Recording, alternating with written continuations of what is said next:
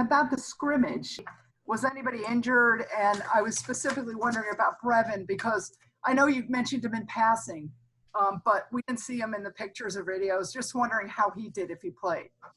Yeah, we had a handful of guys that did not scrimmage on Saturday. We fortunately, more than anything, the best part is we did not, have any injuries during the scrimmage, that would make a guy miss this next weekend, for example. Brevin did not scrimmage, but Brevin practiced today. He had a minor issue that just held him out for Saturday. I would say that the position that was probably the most affected, we had some depth issues on our defensive front. Just a couple of guys that were held out, including Roche, Silverage took a few snaps, Ford, Holly, just with all different bumps, training camp bumps and bruise type deals. So, we expect them all to be back this week and when we scrimmage again on Saturday.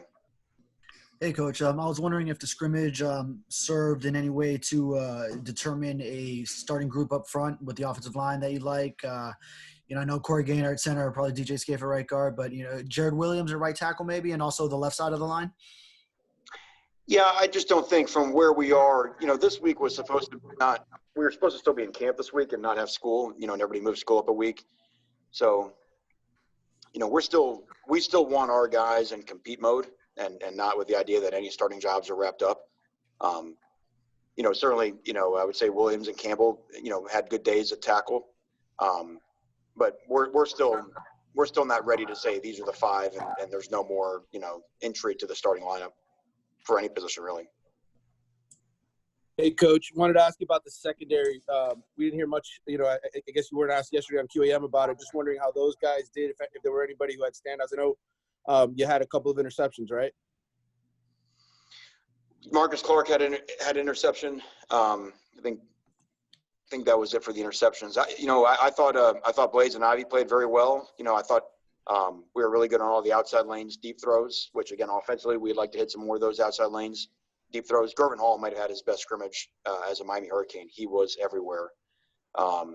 Really impressive to see. And I thought Bubba Bolden, who again has just benefited from having, just a true camp, which he really didn't get a year ago. I thought Bubba played very well. So I thought those four guys played well. Same thing. Amari missed the scrimmage. We hope to have him back when we scrimmage on Saturday. He should be good to go. But I was pleased with our one secondary. And then beyond that, there's different guys, beyond that are doing good things. We're obviously very young at safety behind those first three. And I think Corey Couch has had a good camp so far. Christian Williams keeps showing some good things. So it's just, those guys are trying to reach the consistency level of those of the first four. Hey, Coach. Wanted to switch gears a little bit. Obviously, students are back on campus. There have been some reports of parties in dorm rooms, stuff like that. And I know you always emphasize that your guys each have their own personal bubble. Have you given any advice to them about, not knowing other students' personal bubbles, staying away from the general student bodies, or anything along those lines that you've sort of offered them advice on? Yeah, I mean, well, again, we preach what it means to have a personal bubble. I think we all have to understand it's going to be easy to find a story that everyone can assume is going on everywhere. And the truth may be somewhere in the middle. I don't know. But yeah, I mean, we've preached to our guys as much as possible. But I'm gonna keep saying this again, is that we live in Miami, right? And there are more students here now than there were before, but our guys have had options to do some things, since June 15th. So that doesn't mean that the threat's not more real. And again, we may not go, 105 out of 105 every time, but our guys understand what the standard is and how much their teammates are depending on them. And then we're trying to be the leaders of wearing masks on campus. I mean, having my guys take pictures of people that don't wear masks and send it to us. We want to be the ones that show. Our guys just went and practiced, and it had to be over 100-degree heat index out there. This was our first morning practice because of school, and it is blazing out there. If they can run around with a helmet and shoulder pads, I promise you, pretty much anybody can walk around wearing a mask. That's the easiest thing we can do. Yeah, Coach, wanted to ask you, I guess, big picture wise, you've been around Miami now, dating back to your defensive coordinator days for a while. The offensive performance in this scrimmage, was it the best that you can remember from a first scrimmage of fall camp since you've been here? And if so, like, what does that mean just when you understand the context of, you know, the offense didn't get a full off season, it's a new system, a new quarterback, et cetera? Well, it is, you know, without, you know, really analyzing it, I would say just off the top of my head is probably the best first scrimmage from an offense since 2016 that I can speak of. And not just in terms of the performance and number of touchdowns and yards and those type of things, but again, just even watching the film, I know I mentioned it afterwards on Sunday night, the amount of mental errors, so low. I mean, the amount of, we did not call a timeout. You know, we didn't have procedural penalties and delay games until maybe the last drive when we were really, you know, just playing some of the you know, just getting everybody in type deal. So the first unit, and I thought just how they operated, you know, I thought was very important, which will be a big deal this year without your normal non-conference sort of run up to the conference season. I mean, we got to get going with a team that's been either division champions or division runners up the last 3 years, won 28 games in 3 years. So we don't have a lot of time to put our toes in the pool. Now, what it means and what we told the team today, what it means is we had a good first scrimmage, you know, and I didn't notice a parade being scheduled for downtown because we had a good first scrimmage. I mean, that's all it means, you know, and so we have to, you know, we have to build on that. Look, we've had, and we keep putting in our team's face all the time, we've had good days before, and we followed up some good days with some real stinkers. So, you know, anybody can be good every now and then. You know, the challenge is really trying to be good consistently, and that's what we got after them with today, just, you know, getting introduced to that heat and making them push through some things that were uncomfortable for them. Hey, Manny, you know, we know that these are all difficult circumstances right now. How tough is it for you to balance the reality of those circumstances with not settling? In other words, not letting that, you know, allow you to kind of lower your standards even just a little bit? In terms of coaching the game itself, perhaps?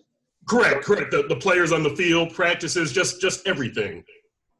Yeah, I mean, it's a great point. I mean, but the ball has got to be about the ball, you know, and as you mentioned, the standard has to be the standard. And if, you know, defensively, if we're going to run the ball and tackle, you know, we've all been through a lot this year, but we got to run to the ball and tackle. You know, I mean, some things are non-negotiable, and the same thing with the way we want to play on offense and how fast we want to play and physical we want to play. You know, you can't let anything down on that. And what we just talked about to the guys about is what we've always really felt we've tried to do here is we're coaching the film, right? As coaches, that's all we do. We're trying to correct the film. We love all of our guys personally, and I think this year has really seen that because we've had to be there for them through a myriad of issues. But what's on film, we have to correct. And if you don't like your film, then you got to listen to the coaching to get it fixed because, you know, it's just not – it would not be fair to them for us to allow anything other than their best. Number one, Coach, when you've been a defensive coordinator looking at athletic mobile quarterbacks like you have, what has been the biggest challenge? I don't think you faced Lamar Jackson or Johnny Manziel, but those types of guys that you might have faced when you were DC. What's the biggest challenge that week to get ready? How different is it than when you're going to face a traditional quarterback? Yeah. Well, we went up against Cam Newton and Nick Marshall, and they were at Auburn, and RG3 at Baylor. He was pretty sporty as well. So, you know, we've gone up against some dudes. The issue is if they're mobile, but they're average throwers, then that's one thing. But if they're mobile and then they can throw it, and they've got some guys that can go get it, where you have to match up in a passing game. You know, the idea of what, you know, to use an example, man or zone. Like if you have to play man, why would you? Because you have to get so close to the wide receivers to try to deny them the ball because the quarterback is too accurate to throw it into zones, right? If the quarterback's not very accurate, you can play zone, keep all your eyes on the quarterback, right? So if he takes off running, you've got some people that can respond to him, but he's not good enough to really beat you throwing into the holes that are going to inherently be there in zone.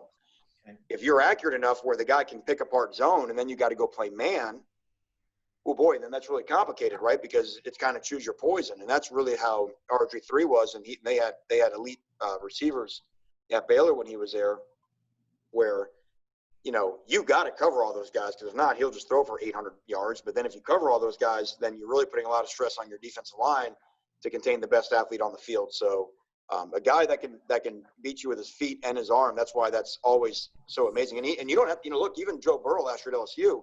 It's not necessarily insane, 45-yard touchdown runs, but his ability, you watch, the final few games a year ago, there were a lot of times when the play called broke down, and his ability to extend plays and make things either with his feet or arm, that drives defense coordinators crazy.